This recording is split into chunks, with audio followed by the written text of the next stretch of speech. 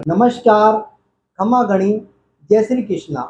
आज हम बातचीत करेंगे मंगल ग्रह के गोचर के बारे में। 7 जून को रात्रि 2:37 पर मंगल अपनी नीच राशि कर्क को छोड़ करके सिंह राशि के अंदर आ जाएंगे।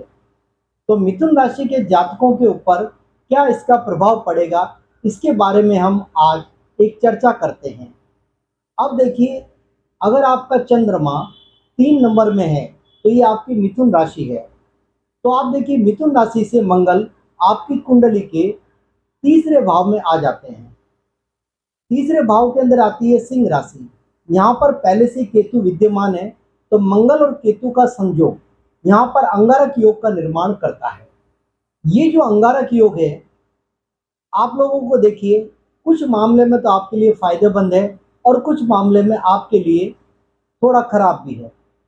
क्योंकि तीसरे भाव में जब भी मंगल और केतु का संयोग होता है, तो आप लोगों को, यदि आप कंटेंट राइटर हैं, किसी मीडिया से जुड़े हुए हैं, स्पोर्ट्स से जुड़े हुए हैं, मेडिकल के फील्ड से जुड़े हुए हैं, आर्मी से जुड़े हुए हैं, डिफेंस से जुड़े हुए हैं, पुलिस से जुड़े हुए हैं, एडमिनिस्ट्रेशन से जुड़े हुए हैं, तो इन सभी फील्ड के अंदर आपको लाभ मिलता है। अगर आप यूट्यूब के ब्लॉगर्स हैं, इंस्टाग्राम, फेसबुक, स्नैपचैट वगैरह पर भी आप अपने ब्लॉग्स डालते हैं, तो वहां पर भी आपको फायदा मिलेगा, यानी आपको कीर्ति मिलेगी, प्रसिद्धि मिलेगी। लेकिन यहाँ पर मंगल और केतु का ये संयोग छोटे भाई बहनों से कुछ मतभेद जरूर करवाता है। क्योंकि मंगल खुद एक ऊर्जावान ग्रह है, और यहाँ पर देखिए सूर्य की राशि में आ गए। सूर्य में प्रचंडता है, ये तो हम सभी लोग जानते हैं। क्योंकि दुनिया में जितने भी प्लेनेट्स हैं, सभी सूर्य के प्रकाश से प्रकाशित होते हैं। इसका मतलब सूर्य में तो ऊर्जा भरपूर है। तब देखिए, मंगल यहाँ पर आ गए। यहाँ पर आने के बाद में मंगल की 3 दृष्टियां होती हैं। सबसे पहली चौथी दृष्टि, 7वीं और 8वीं। तो सबसे पहले देखिए, चौथी दृष्टि से ये देखते हैं आपकी कुंडली के छठे भाव को। छठे भाव पर जब भी मंगल की दृष्टि पड़ती है तो बहुत बढ़िया रहता है। क्योंकि ऐसी परिस्थिति में यदि आप लंबे समय से कॉम्पिटिटिव एग्जाम की तैयारी कर रहे थे और इस दरमियान आपका 28 जुलाई तक अगर कोई कॉम्पिटिटिव एग्जाम होता है या उसका रिजल्ट आता है, तो आपके सफलता होने के बहुत ज़्यादा चांसेस बन जाते हैं। एक बात तो ये। दूसरी बात आती है, अगर आपके पास कर्ज का भार है तो यहाँ पर कर्ज भी कुछ हल्का होता हुआ दिखाई देता है।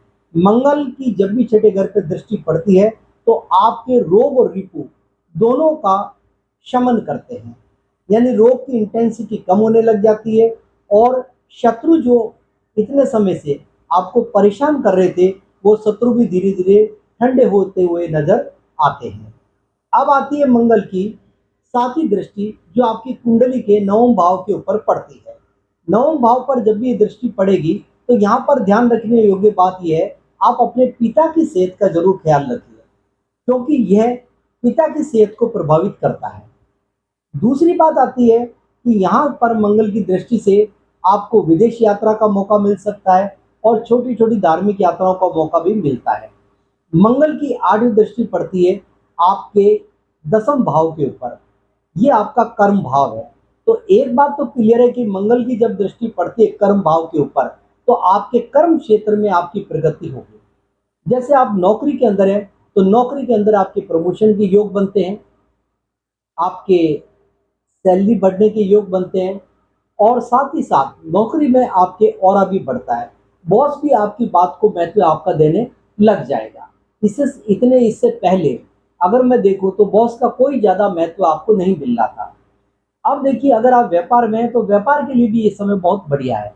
तो कुल मिला के देखा जाए तो मंगल का यह गोचर जो है अंगारक योग के साथ हो रहा है, तो ये आपके लिए मोटा मोटी तौर पर तो सही जाने वाला है। इसके अंदर आपको कोई ज़्यादा चिंता करने की जरूरत नहीं है।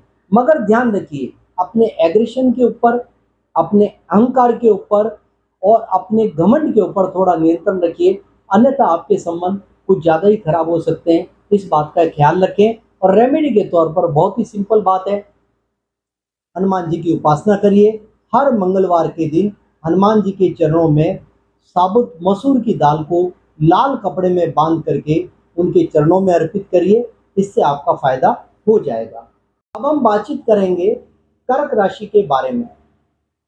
अगर आपका चंद्रमा 4 नंबर के अंदर है तो आपकी राशि कर्क है। आप लोग देखिए, लंबे समय से मंगल इसी कर्क राशि में गोचर कर रहे थे। ये मंगल की नीच राशि है। इस राशि में गोचर के कारण आपको बहुत ज़्यादा मानसिक परेशानी हो रही थी, तनाव हो रहा था, आप में बहुत ज़्यादा एग्रेशन हो रहा था। इन सब के कारण आपके रिश्ते दिन प्रतिदिन बिगड़ते जा रहे थे, चाहे वो परिवार में हो, चाहे आपके जीवन साथी से हो, चाहे आपके ससुराल से हो, सभी से आपके रिश्तों में कुछ कटुता तो आई है। अब आप देखिए, मंगल ने 7 जून को राशि परिवर्तन कर लिया।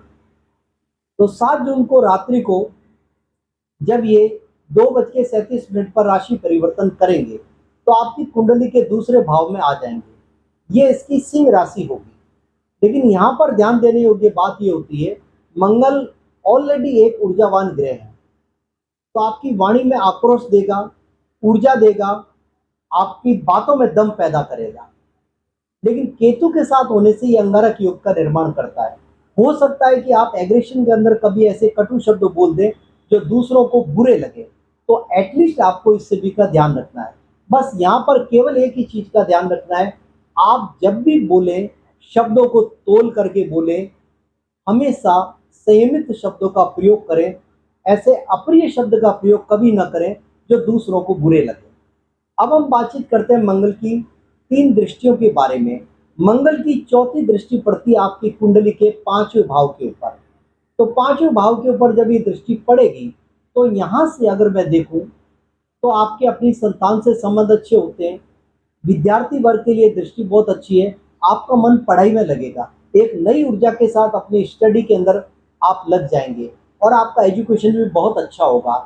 आपकी एकाग्रता बढ़ेगी और आपका मन पढ़ाई में लगता जाएगा, तो उत्तरोत्तर आप अपनी स्टडी के अंदर प्रोग्रेस करते जाएंगे। लेकिन मंगल की 7वीं दृष्टि पड़ती है आपकी कुंडली के 8वें भाव के ऊपर। तो यहाँ से मंगल आपको कई बार गुप्त धन भी प्रदान करते हैं। अगर आपका कोई प्रॉपर्टी का मामला है, पारिवारिक मामला है, तो उसके सॉल्व होने के चांसेस बनते हैं और आपको कोई ना कोई पैतृक संपत्ति जरूर प्राप्त होती है इस टाइम पीरियड के अंदर। इसके अलावा अगर मैं देखूं, कोई व्यक्ति अगर 2 नंबर के काम कर रहे हैं तो 2 नंबर के काम के लिए तो ये मंगल की दृष्टि बहुत ज़्यादा बढ़िया है, क्योंकि आपको इसके अंदर बहुत ज़्यादा आर्थिक रूप से फायदा भी मिलता है। अब आती है मंगल की 8वीं दृष्टि जो आपकी कुंडली के 9वें घर के ऊपर पड़ती है। 9वें घर पर जब भी मंगल की दृष्टि पड़ेगी तो आपको विदेश यात्रा का योग भी बना सकती है। छोटी मोटी धार्मिक यात्राएं तो आपको देगी, लेकिन यहाँ पर आप थोड़ा ध्यान रखिए, अपने पिता की सेहत का ध्यान रखिए। यद्यपि पिता से आपको धन की तो प्राप्ति होती है, लेकिन पिता का स्वास्थ्य थोड़ा बहुत प्रभावित जरूर होता है, जो आपको ध्यान रखना है। अब देखिए, मंगल दूसरे घर के अंदर है, तो यहाँ पर भी आपको आवश्यकता पड़ती है रेमेडी करने की। अब अपने पास आते हैं हम रेमेडी क्या करें।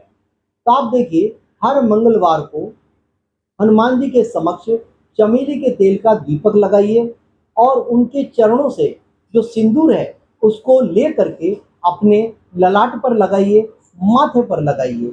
इससे आपके अंदर एग्रेशन नहीं आएगा और आपको ध्यान रखना पड़ेगा, क्योंकि ऊर्जावान ग्रह और ऊर्जा से भरपूर हैं, तो इसलिए आपको थोड़ा सा ऊर्जा के बारे में ध्यान देना आवश्यक है। अब मैं आशा करता हूं कि आपको मेरा ये वीडियो पसंद आएगा और अंत में मेरा आप सभी से विनम्र निवेदन, मेरे चैनल को सब्सक्राइब करिए, शेयर करिए और अपने अच्छे कमेंट्स दीजिए।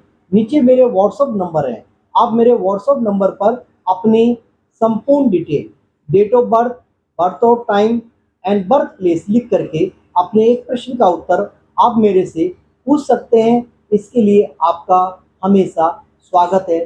धन्यवाद।